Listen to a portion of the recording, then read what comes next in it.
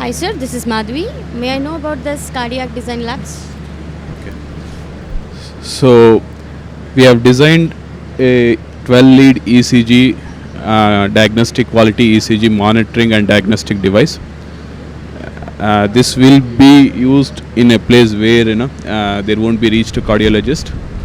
So we will be enabling them with a remote cardiologist. So it has two different parts. One is at the patient side, other one is at the remote side.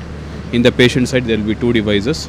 The device he is wearing is called as body worn, and this will be the base unit. So it is a standard 12-lead ECG. It will pick up the ECG and transmit to the base unit. It will do the analysis of the ECG. If there is any specific arrhythmia is detected, only that episode would be uploaded to the cloud. Okay, regular rhythms will not be. No, only abnormal rhythms will be uploaded to the cloud. Okay, Once it is in the cloud, it would be notified to the remote cardiologist. there and then they'll provide the treatment or whatever. Correct.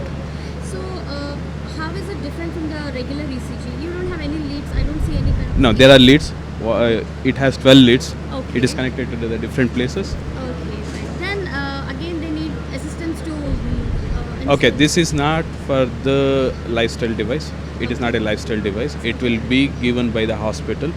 So technician would be connecting the leads to the patient. Okay, so you have actually designed this to a patient who is not in a reach with a cardiologist, right? Yes. Then again, they need to have access to either technician, lab technician. Yes, it will be in the hospital. Hospital itself. Yeah. Okay, fine. So how is it unique in this way? Yeah. Yes. Talk about. So most of the ECG devices, what you might have seen, will be a resting ECG. It's a complete ambulatory ECG where once device is strapped on the patient, he could move wherever he want. That's nice. So, what is your vision of your this thing? Tell me about your vision. Okay. So we want currently, there are 64 million cardiac patients in India alone, and out of 64, 3 million would be arrhythmic patients, and 61 million would be having CVDs, cardiovascular diseases. So with our device, we should be able to capture the illness at very early stage.